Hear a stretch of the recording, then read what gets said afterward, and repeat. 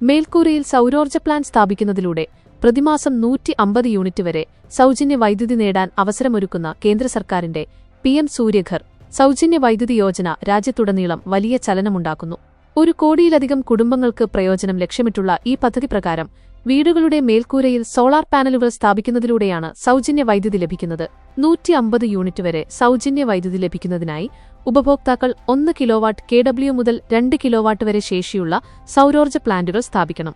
ഈ പ്ലാന്റ് സ്ഥാപിക്കുന്നതിന് സർക്കാർ വലിയ സബ്സിഡിയും നൽകുന്നുണ്ട്. 1 മുതൽ 2 കിലോവാട്ട് ശേഷിയുള്ള പ്ലാന്റുകൾക്ക് 30,000 രൂപ മുതൽ 60,000 രൂപ വരെയാണ് സബ്സിഡിയായി ലഭിക്കുക.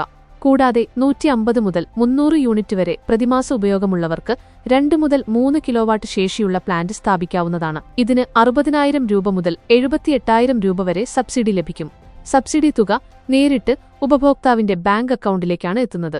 ഈ സൗരോർജ്ജ പ്ലാന്റുകൾ സ്ഥാപിക്കുന്നതിലൂടെ ഒരു കുടുംബത്തിന് അവരുടെ പ്രതിമാസ വൈദ്യുതി ആവശ്യങ്ങൾ നിറവേറ്റാൻ കഴിയുന്നതിനോടൊപ്പം അധികമായി ഉൽപ്പാദിപ്പിക്കുന്ന വൈദ്യുതി ഗ്രിഡിലേക്ക് വിറ്റ് വരുമാനം നേടാനും സാധിക്കും. പദ്ധതിയുടെ ഔദ്യോഗിക വെബ്സൈറ്റ് വഴി സംസ്ഥാനവും വൈദ്യുതി വിതരണ കമ്പനിയും ഉപഭോക്തൃ നമ്പറും നൽകി അപേക്ഷ സമർപ്പിക്കാവുന്നതാണ്.